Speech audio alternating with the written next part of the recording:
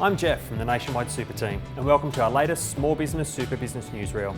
Today we're going to have a chat with Jodie Hampshire, Managing Director of Russell Investments Australia, about the connection between Nationwide Super and Russell Investments and get her take on what's coming up in the super space for 2020. Hi Jodie, thanks for joining me.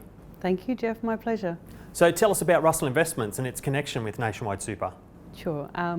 Russell Investments is a global investment manager and superannuation provider. We're headquartered in Seattle in the US, and here in Australia I lead our business working with a range of different sorts of clients, so from very large super funds to insurance companies to not-for-profit clients through to end investors, so mums and dads, and through to members of our super fund. We've been in Australia for over 30 years and our super fund or master trust is a key part of our Australian business. Now Nationwide joined our super fund at the end of 2018 as an alliance partner. So things are getting things are very, very tough for smaller super funds, and I think Nationwide, through joining Russell Investments, has really got the best of both worlds, which is retention of your small business strategy, retention of your people, retention of your focus on your employers, combined with the global scale that Russell Investments is able to bring. So we're 12 months down the track from the transition. What have been the highlights and the key learnings? So I think a highlight for members from day one, we were able to reduce costs significantly, which is fabulous. Also expand the investment choice menu from day one as well.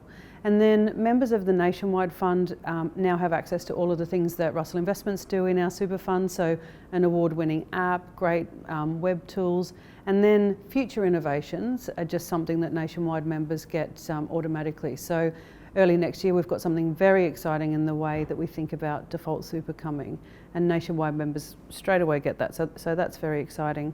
From an employer perspective, we know that our employers had to change a few things in terms of the way that they engage with their super. We're very grateful they've been able to do that without lots of drama. What we think about from an employer perspective is recognising that our employers are generally small business people. So they have millions of other things to do, and we can't expect them to be on top of superannuation legislation. So that's where Nationwide comes in. Our job is to make things as easy as possible, to give them someone to talk to give them, an ear to chat about a particular superannuation question, or just to keep them informed as to what their obligations are at a particular point in time, because it's really hard to keep on top of superannuation changes. Looking more broadly across the superannuation industry, do you think we'll see more consolidation of funds? Yeah, I think so.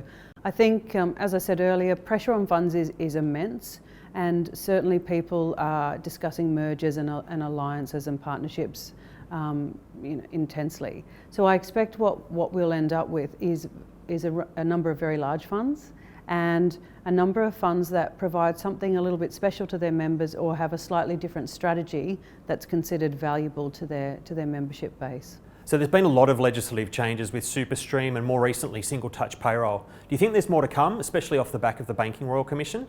I'm sorry to say yes. So we know that putting members' interest first legislation will be enacted and live, I guess, from early 2020. So that's around minimising fee erosion for members with lower balances, and around making insurance opt-in for younger members. So that's what we know is coming, but we know that there will be continual change in superannuation. There has been always in terms of rules and regulations and responsibilities, but I think this period post-Royal Commission will only heighten that. So we need to make sure we're providing really good communication to our employers.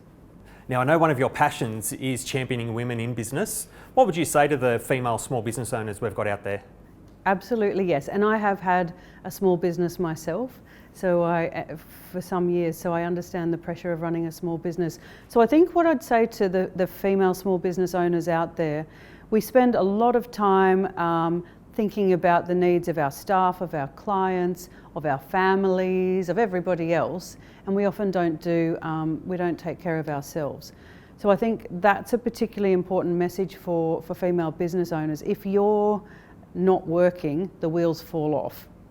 So I would encourage female business owners to be thinking about their financial health, their actual physical health, their mental well-being. That's really, really important. If you've got nothing in the tank, you can't look after all of these people that you're thinking about.